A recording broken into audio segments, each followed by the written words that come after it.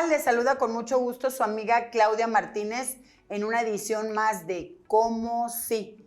No me des problemas, dame soluciones.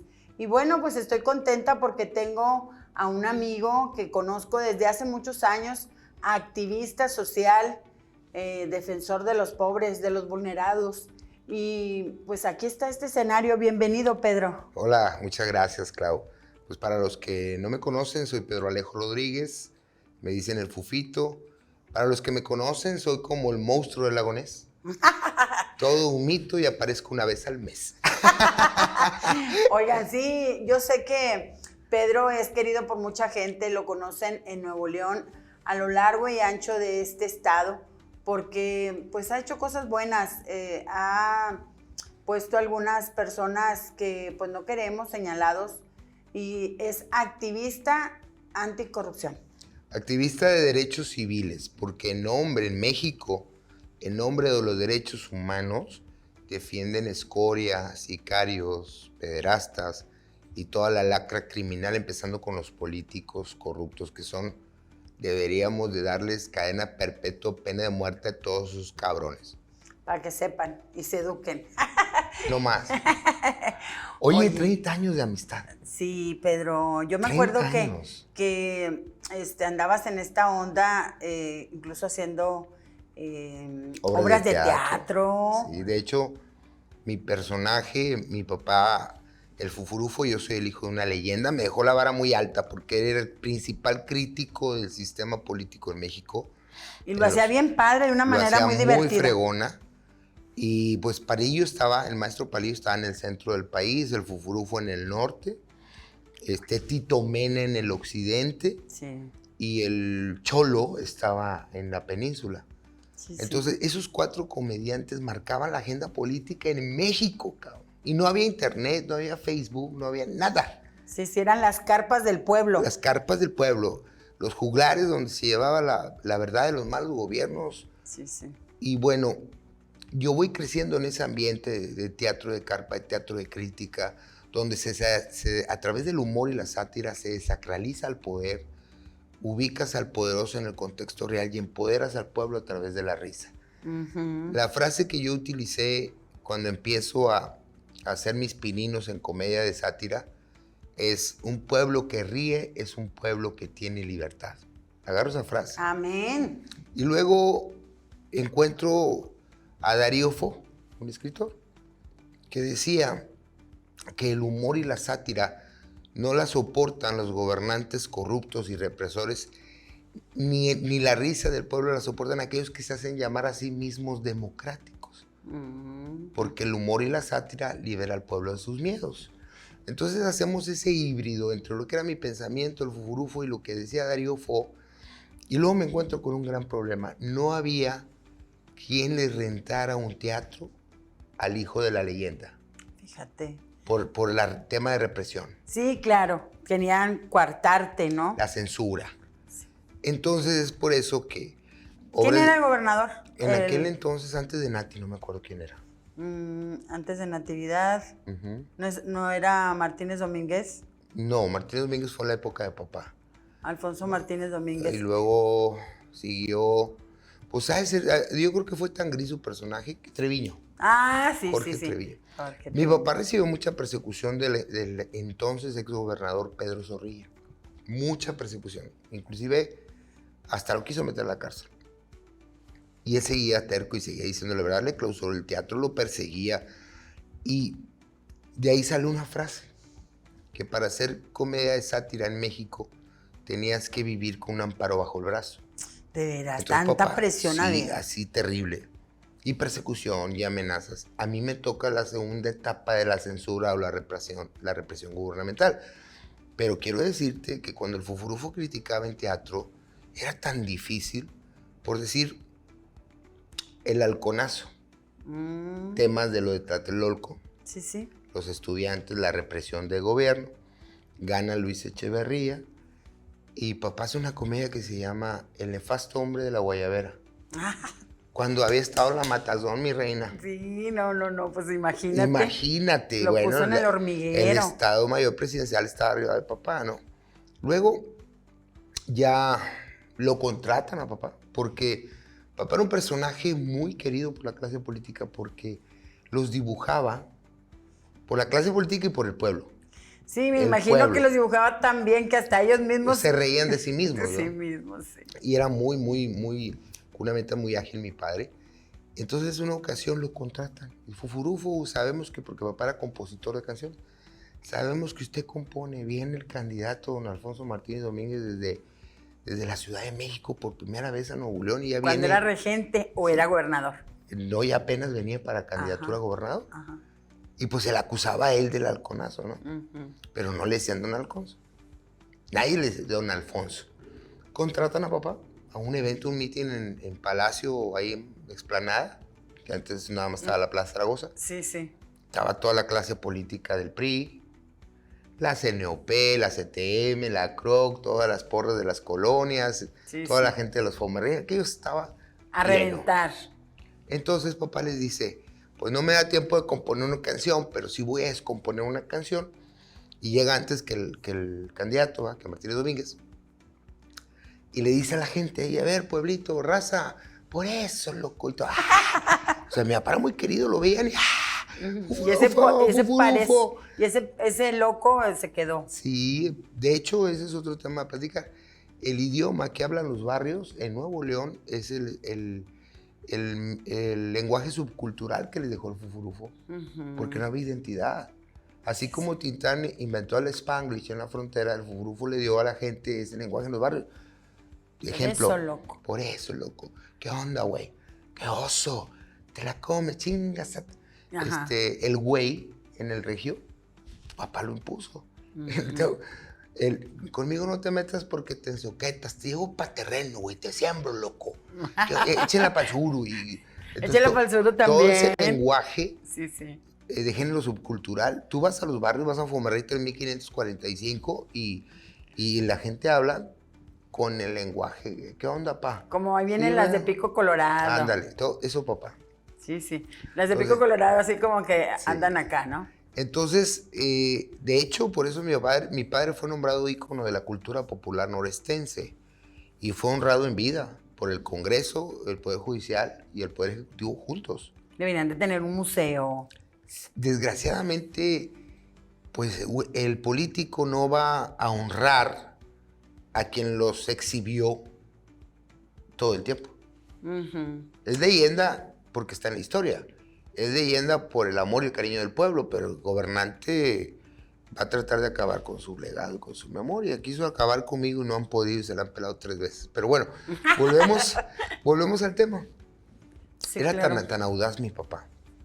Y que algo le aprendiste. Sí, Zorrilla Martínez lo traía jodido, mamá. Sí, lo traía jodido y perseguido. Ve la coyuntura mi papá y dice, bueno, viene un nuevo candidato, va a ser gobernador, deja ver si podemos limar asperezas o voy a seguir siendo perseguido. Entonces llega a la explanada y a ver, racita, me ayudan.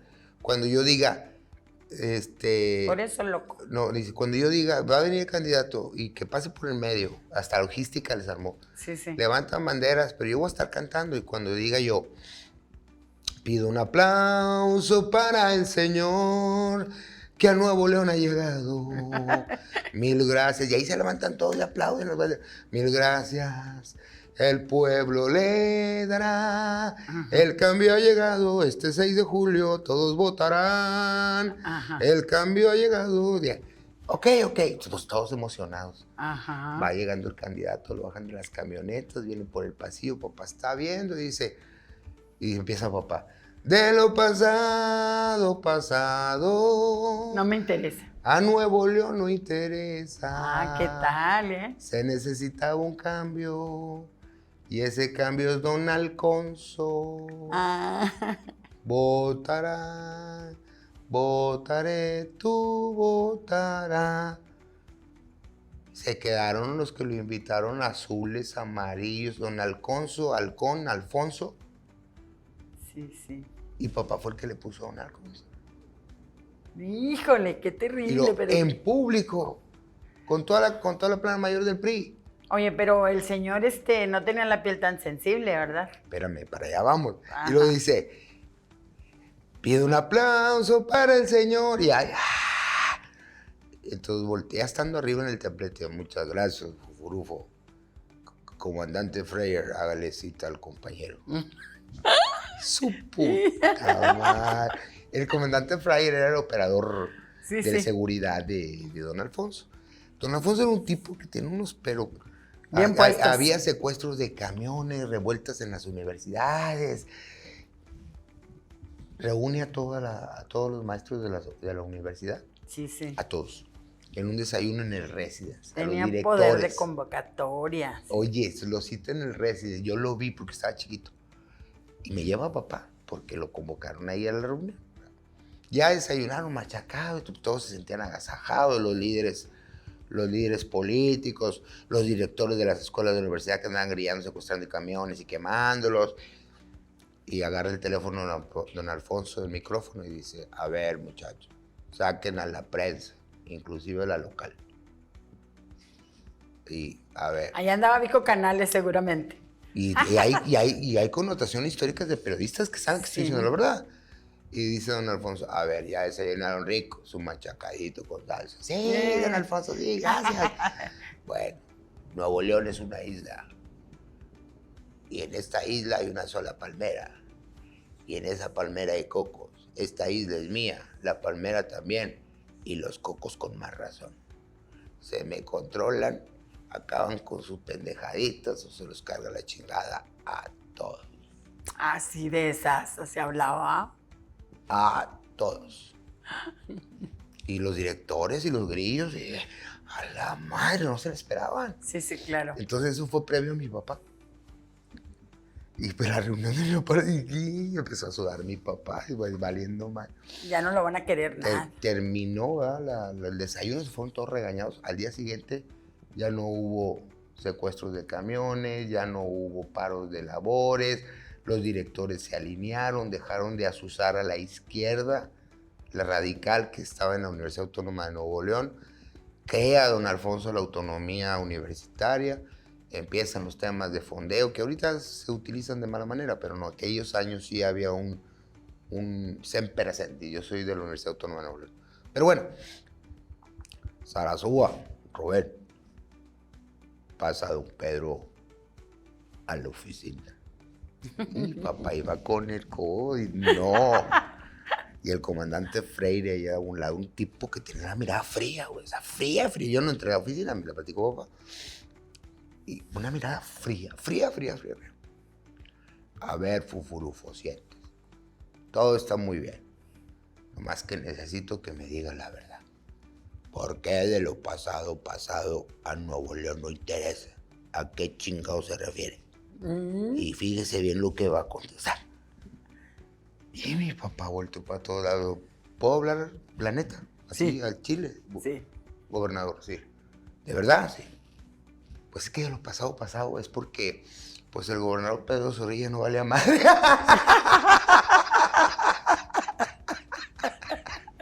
Lo hizo reír, ¿no? Así se rió. Pinche cabrón, me quieres hacer pendejo, pero me acabas de hacer reír. Freire, quítale la clausura al teatro y que Blanquita entre en el concepto de cultura popular porque este hombre tiene los huevos para evidenciarnos en nuestra cara. ¿Qué te parece? Entonces, desde entonces, el Teatro Blanquita en aquellos años ya fue considerado parte de la cultura popular. Estaba en Reforma, ¿verdad? No, Arteaga. Arteaga, sí. Pero vinieron comedias después de esas como MMH, México morirá de hambre. Yo todavía no nacía, corazón. Aquellas comedias como La quina no se lleva con el presidente, cuando cayó Raúl Salinas a la cárcel, qué bonita familia. Hubo una ocasión que mi papá fue tan osado que siendo presidente Raúl Salinas consiguió un actor que se vistiera de Carlos Salinas, se caracterizara, y en una pick-up hizo una jaula y trepó a Carlos Salinas, al actor, en esa camioneta y se fue con perifoneo en todo el centro de Monterrey. ¿Qué te parece? Esos eran huevos. Sí, cómo no. Esos eran huevos. Yo crecí con todo ese clima, ¿no? Lo negro y lo prieto de Negro Durazo. Hizo gira nacional. La otra comedia que recuerdo que tuvo mucho éxito, La que no me atrapan. del caso Lankenau. Y bueno, yo fui creciendo y en eso yo empecé a hacer mis pininos como actor. Hubo un muerto en un penal que supuestamente se ahorcó, que secuestró un avión. Papá no quería que yo actuara todavía, quería que acabara la carrera de Derecho. Entonces, papá se va a fundar un teatro Blanquita en Los Ángeles, California, y que lo fundó, por cierto. Y se quedó aquí, me dejó a cargo el teatro. Estaba yo un chavito, tenía 18, 19 años, 17, 18. Y hablo con los Yergo, Manolo y Pedro Yergo, que eran los actores de ahí, y le digo, ayúdenme, vamos a hacer una comedia. Se me ocurre y amaneció ahorcado en el penal. Mi primer comedia. Y amaneció ahorcado en el penal, y era un aeropirata que había intentado secuestrar un avión aquí en el aeropuerto Mariano Escobedo, pero, o sea, un pelado de 1.90 y apareció ahorcado con su suéter a una altura de 1.40. O sea, no te explicas, o sea... Sí, entonces yo hago, y amaneció ahorcado en el penal, y manifiesto en esa comedia el tema de la tortura, de culpar a la gente a través de los golpes, pero lo hago chusco. Lo hago con sátira, los golpes, la tortura, la satirizo, de tal manera que fue mi primera comedia. Con mucho éxito. Teatro lleno. Tenemos hambre de eso. Teatro lleno, Claudia. Sí, y papá habla desde Los Ángeles. ¿Qué pasó? Me están diciendo que debuta, porque reportajes, en ese entonces estaba Omar Eli Robles, el tremendo coyote. Él empezaba su carrera también y él estaba ahí. ¿En el Extra, en el norte? Sí, en Extra. Y en el norte creo estaba, ¿no? En el Sol. Sí. Y él estaba ahí y él empezaba su carrera y ve eso y me dice, nace una leyenda, continúa el legado. Él es Pedro Alejo, el Fufito. Él me puso Fufito. Ah, mira. Y teatro lleno, llenísimo. Porque... Le mandamos un saludo al tremendo Omar Eli. Sí, donde quiera que esté, que seguramente queridísimo. Queridísimo, lo quiero mucho. Entonces, bueno, de ahí vinieron otros temas. Me acuerdo que pues tenía yo a cargo el teatro y tenía que mantener el nivel de audiencia. Pero tenemos que decirle a la audiencia, sí, que Fufito efectivamente ha tenido muchos aciertos, ha descalabrado a mucha gente y debido a eso, pues se ha dado pues críticas, incluso le han querido dañar su imagen. Sabemos la verdadera historia, porque incluso tú has impulsado iniciativas de ley en donde se protege a la población más vulnerada, incluso a las mujeres. Mira, cuando un personaje es incómodo para el poder corrupto, siempre van a buscar descarrilarte, desacralizarte, vituperarte, y obviamente se le mete mucho dinero para tratar de dañar una imagen.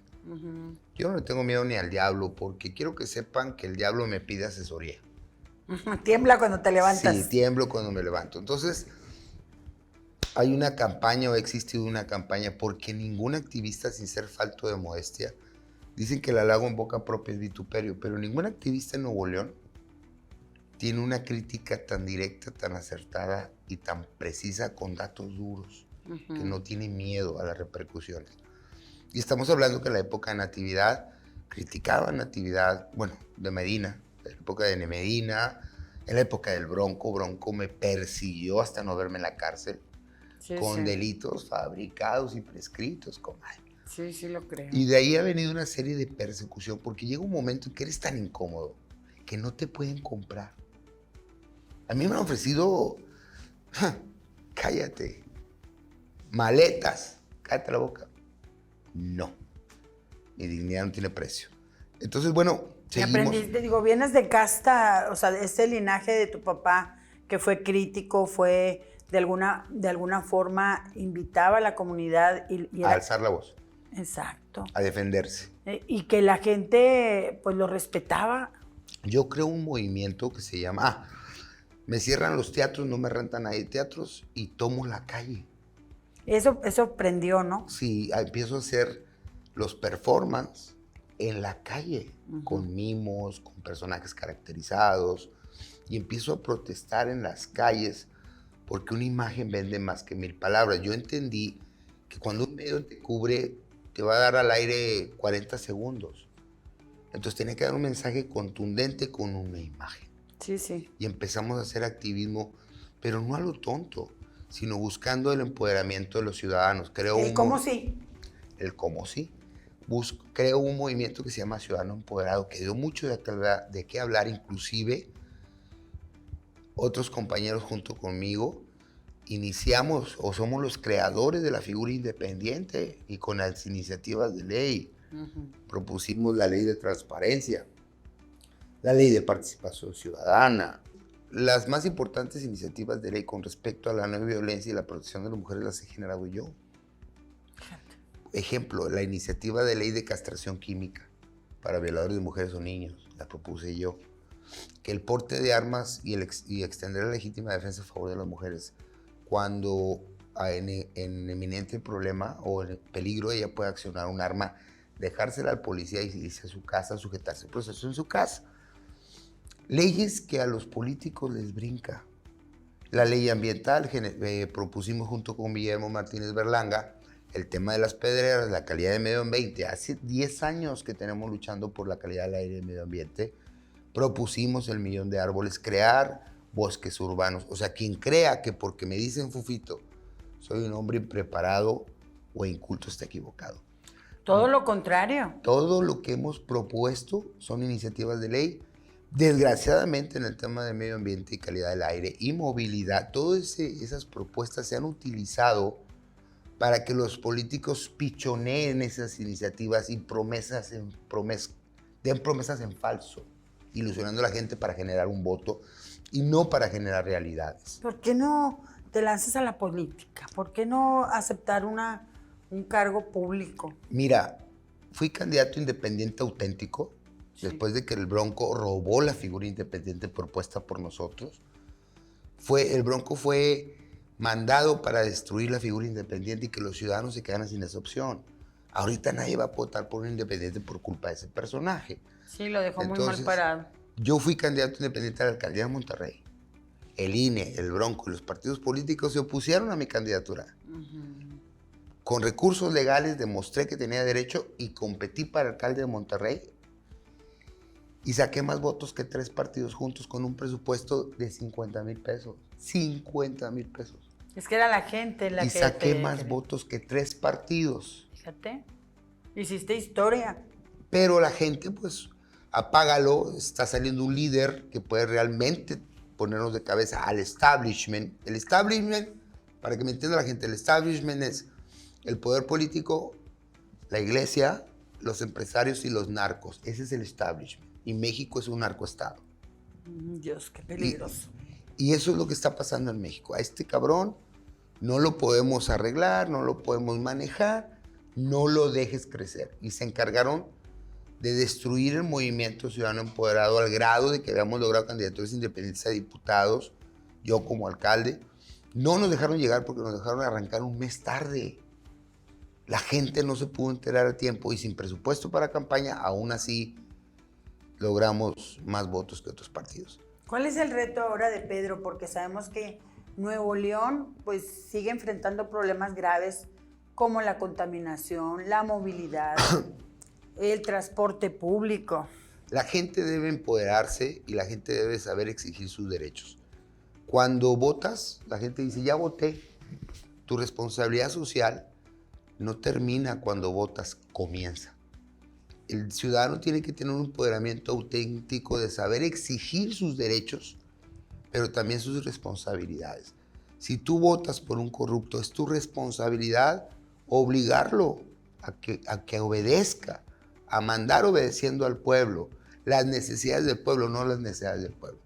Puedo decirte con toda claridad, en el tema del transporte urbano, el tema del transporte urbano es un tema ahorita que están utilizando o han utilizado los pseudoactivistas para empoderarse y llegar a ser diputados.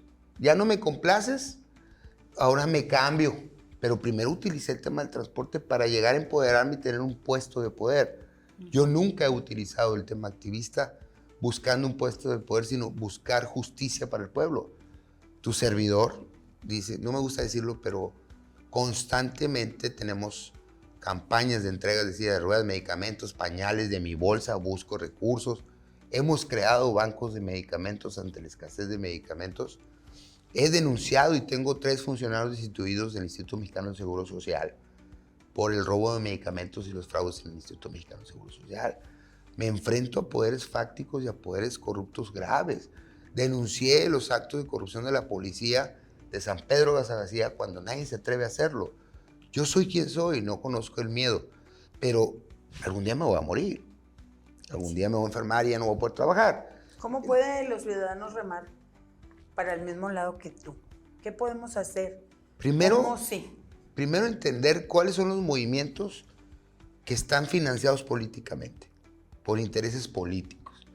Detectar los falsos activistas o los activistas que son arribistas, que utilizan los movimientos sociales para empoderarse con puestos políticos o siendo diputados. Ejemplo, hay una diputada que estuvo muchos años defendiendo a los usuarios del transporte, entonces el usuario del transporte ya es utilizado como un botín de guerra, como un escalón de empoderamiento. Ella llegó diputada y se olvidó, y ahora que no le cumplieron caprichos, ahora ya se va. No puedo decir el nombre porque luego te acusan de violencia política de género, pero ya saben la gente a quién me refiero. Y luego veo otros colectivos que utilizan el tema del transporte, y son 30, 40 muchachos encapuchados, anarquistas, que obviamente tienen un poder político atrás fondeándolos, y que bloquean avenidas, trastocan vialidades, violentan los derechos de terceros. Mientras los usuarios son 1 millón y pelos de ciudadanos, solamente hay 30 gritando, pintando, rompiendo, bloqueando. Si realmente fuera un movimiento de la sociedad civil... Pues no haces un caos todavía peor. No, deja tú, ¿dónde están los usuarios? Sí, sí. Y esos tipos se acercan a ese millón de usuarios y le dicen agachones, borregos, cobardes, maricones. No, y luego todavía afectan al automovilista, o sea, todavía generan más problemas. Van y bloquean avenidas y afectas a cientos de miles de por sí la vialidad está complicada con tanta obra. Entonces yo desapruebo cualquier lucha que se maneje con anarquía y con violencia y pisoteando los derechos de terceros para empoderarse. 30, 40 encapuchados, anarquistas, violentos que a lo mejor ni se bañan, no pueden tener secuestrada una ciudad. Yo le diría al Estado, al gobernador, si entro en pláticas con ellos y siguen con sus necesidades, porque Paco o Lorena están atrás de ellos. No hay otra explicación. Paco o Lorena están atrás de ellos. ¿Quién los financia? Ellos dicen, no nos financia nadie. Queremos lucha. Luchamos por los derechos de la gente. A la gente que afectas, a la gente que insultas, a la gente que agredes. Y cuando la policía reacciona, represión, represión. Y ahí tienen los colectivos que siempre buscan una posición política en Morena o en el PRI o en el PAN, saliendo a declarar y decir represión sistemática del Estado. Cuando ellos van y generan la violencia. Yo le diría al gobernador, que por cierto no me llevo bien con él. ¿Por qué, hombre? Porque si le gustan las redes sociales igual que a ti. No estoy muy de acuerdo en los temas, pero yo creo que en el caso de estos pseudoactivistas, que para mí son anarquistas, debe aplicarles todo el poder del Estado. El poder del Estado se usa para garantizar la seguridad de los y las ciudadanas, el libre tránsito, la tranquilidad, la paz, la no violencia. Yo le diría al gobernador que a esos 2 grupos que han salido últimamente a bloquear calles, les aplique todo el poder del Estado de Derecho con detenciones por resistencia particular y sedición. Que los agarren para ver quién está atrás financiándolos. Y vas a ver, en cuanto estén detenidos, nomás traen a uno ahí que se siente líder supremo. Pero en cuanto detengan a los demás, pues va a saltar quién estaba detrás. Va a salir la mano negra y espinosa. La mano negra y espinosa. Y miren, ¿te acuerdas de esa frase? Sí, como pues papá la inventó.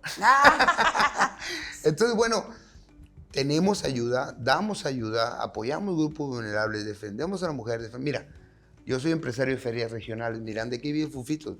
Yo organizo ferias regionales. Y con mi sobrino Fofo.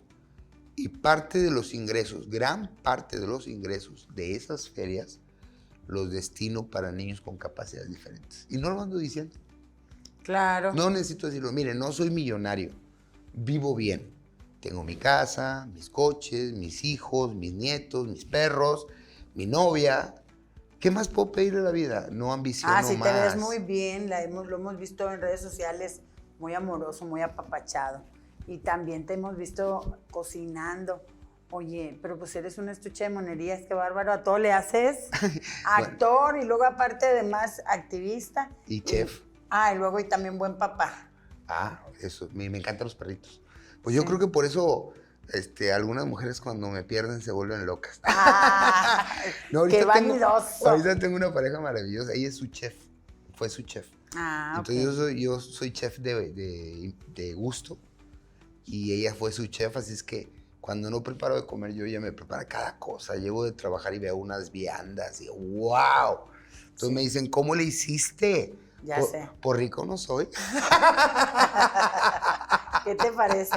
Pues aquí estamos en esta edición de Cómo Sí. Esperamos verte pronto, Pedro, porque tenemos muchas cosas que quedaron pendientes, como por ejemplo, ¿cuál sería el reto principal de los ciudadanos para unirse a tu actividad anticorrupción?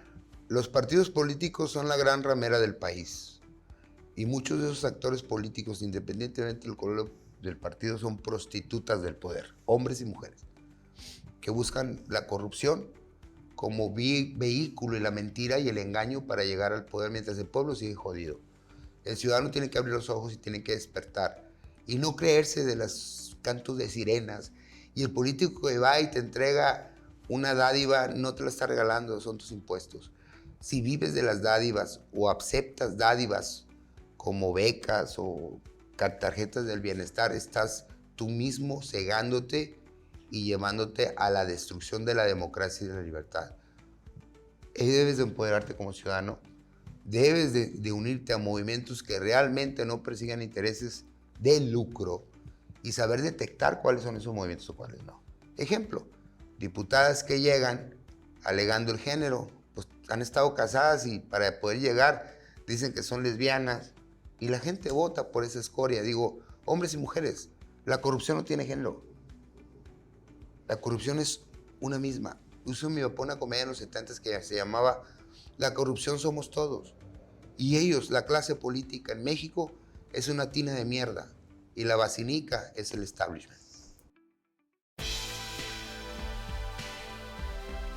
Somos la plataforma audiovisual de programación intelectual, que ofrece una amplia variedad de programas de análisis que despiertan mentes y desafían pensamientos. Hoy es lunes de honor. Hoy es lunes de honor, está la bandera, por eso venimos de gala con el uniformito. Descubre un mundo lleno de conocimiento y con tan solo un clic, explora nuestros contenidos. Desde lo deportivo hasta el entretenimiento divertido y cultural. Si la persona no está hablando de sus emociones, no las está externando, pues las está externando de manera impulsiva. Conéctate con nosotros a través de todas nuestras redes sociales.